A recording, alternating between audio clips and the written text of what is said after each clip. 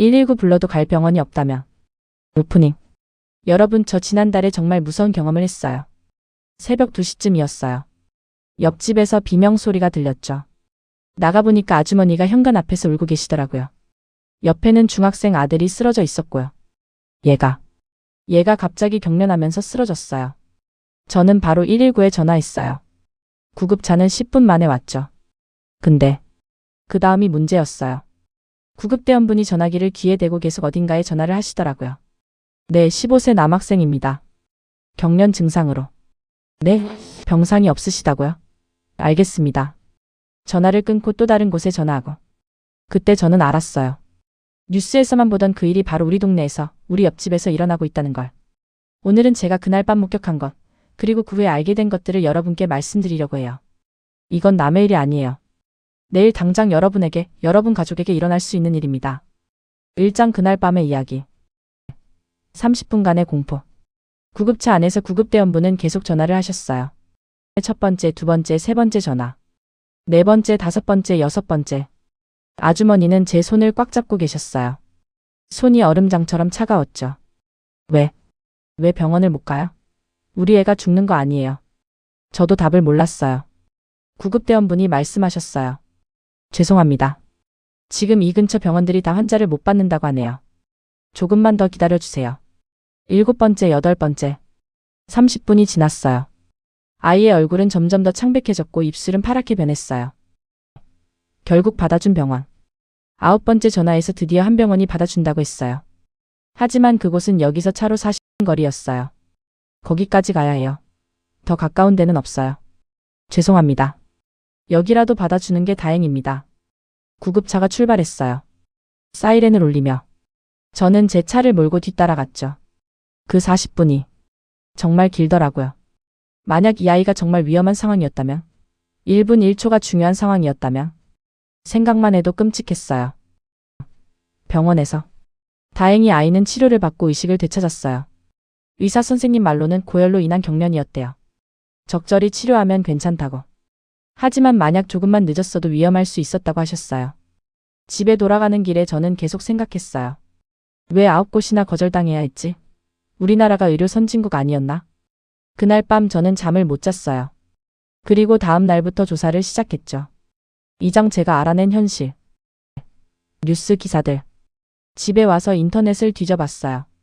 그리고 충격을 받았습니다. 한 달 전 어느 도시에서 한 고등학생이 14곳 병원에서 거절당하고 결국 숨졌다는 기사. 며칠 전에는 감기로 수액 맞던 아이가 갑자기 의식을 잃었는데 12곳에서 거절당했다는 기사.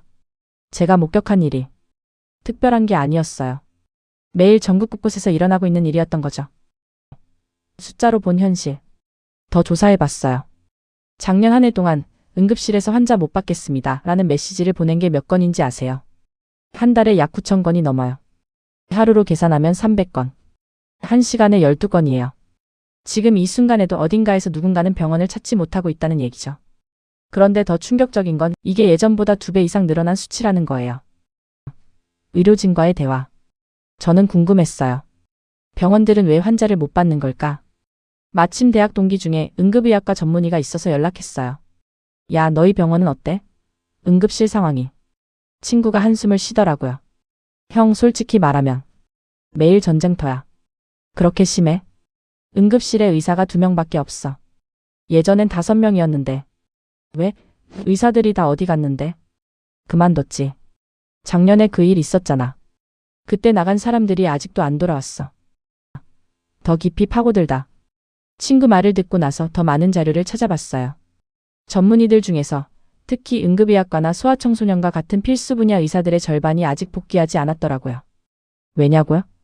가루하고 월급도 다른가 보다 적고 폭행이나 협박도 많이 당하고. 그러니까 젊은 의사들이 이 과를 선택하지 않는 거죠. 근데 가장 충격적이었던 건 이거예요. 수도권과 지방의 격차.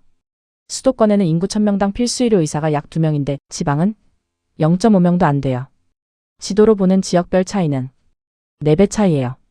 그러니까 지방에 사는 사람들은 중한 병에 걸리면 서울로 원정 진료를 와야 하는 거죠. 이게 우리가 생각하는 선진국 맞나요? 3장 정책은 뭐라고 있나? 만들어진 법.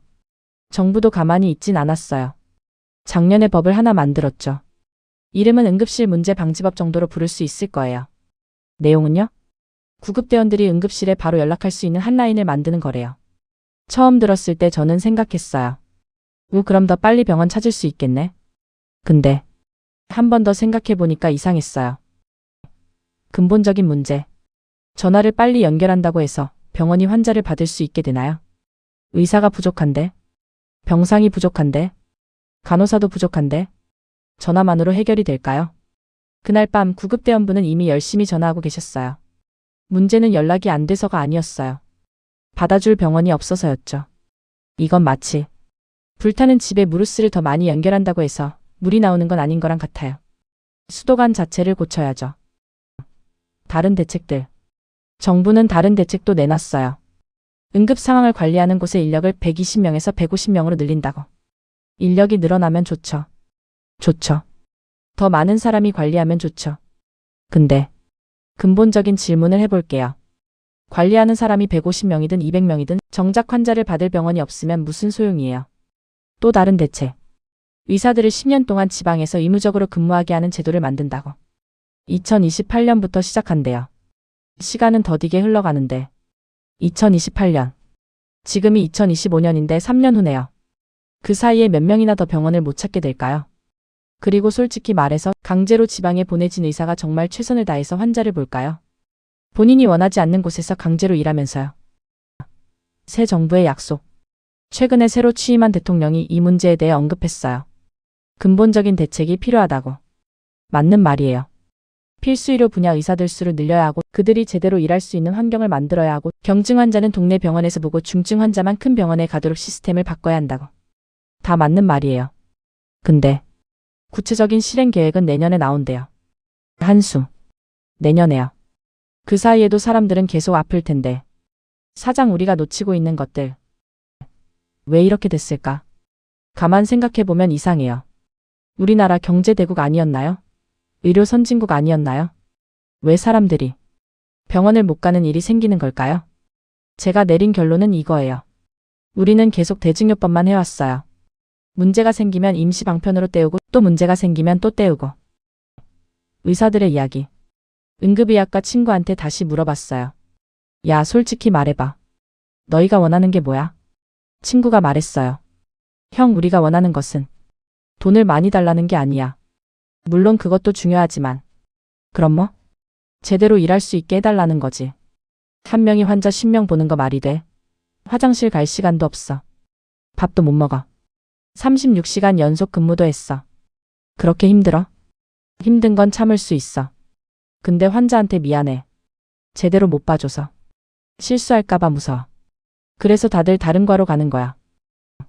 시스템의 문제. 우리나라 사람들은 습관이 있어요. 감기 걸려도 대학병원 가고, 배 아파도 대학병원 가고, 머리 아파도 대학병원 가고. 대학병원 앞에만 줄을 서. 왜? 동네 병원은 믿을 수 없으니까요. 혹시 큰 병이면 어떡해? 처음부터 큰 병원 가는 게 안전하잖아.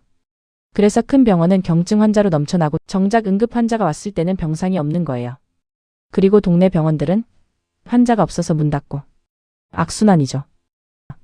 돈의 문제. 더 근본적인 문제가 있어요. 우리나라 의료비 싸잖아요. 선진국 중에서 가장 싼 편이죠. 좋은 거 아니냐고요? 외국과 의료비를 비교하면 겉으로는 좋아 보이죠. 근데 이게 어떻게 가능한 줄 아세요? 의사와 간호사를 쥐어짜서예요. 응급실 의사가 환자 한 명 보고 받는 돈 얼마인 줄 아세요? 10,000원도 안 돼요. 그 돈으로 밤새 일하고 욕도 먹고 폭행도 당하고. 그러니까 아무도 안 하려는 거죠. 우리는 싼 의료비를 누리면서 동시에 좋은 의료 서비스를 원해요. 근데 둘 다는 안 돼요. 현실적으로. 오장 그래서 어떻게 해야 하나? 우리가 할 수 있는 것. 첫째, 우리의 습관을 바꿔야 해요. 경증은 동네 병원에서 보고 정말 필요할 때만 큰 병원 가는 거죠. 그래도 불안한데. 이해해요. 저도 그래요. 근데 우리가 계속 이러면 시스템 자체가 무너져요. 동네 병원부터 살려야 돼요. 둘째, 우리가 목소리를 내야 해요. 이게 남의 일 같죠? 아니에요. 내일 당장 우리 일이 될 수 있어요. 셋째, 의료진을 존중해야 해요. 그들도 사람이에요. 로봇이 아니라고요. 정부가 해야 할 것. 근본적인 해결책은 정부에 있어요. 필수 의료 분야 수가를 현실화해야 해요. 의사들이 일할 수 있는 환경을 만들어야 해요. 1차, 2차, 3차 병원의 역할을 명확히 해야 해요. 지방 의료 시스템을 살려야 해요. 이건 돈이 드는 일이에요. 많은 돈이요. 하지만 해야 해요. 사람 목숨이 달린 일이니까요. 클로징. 그날 밤 이후로 저는 달라졌어요. 구급차 사이렌 소리만 들어도 가슴이 뛰어요. 저 안에 누가 탔을까? 병원은 찾았을까? 여러분, 이건 정말 남의 일이 아니에요. 오늘 밤 여러분의 가족이 쓰러지면 어떡하시겠어요? 9곳에서 거절당하는 그 공포 상상이 되시나요? 우리는 바꿔야 해요. 지금 당장. 늦기 전에. 오늘 영상 여기까지입니다. 이 문제에 대해 여러분의 생각을 댓글로 들려주세요. 그리고 주변 사람들에게도 이 현실을 알려주세요. 우리 모두가 관심을 가질 때 비로소 변화가 시작됩니다. 건강하세요. 아니, 건강하셨으면 좋겠어요.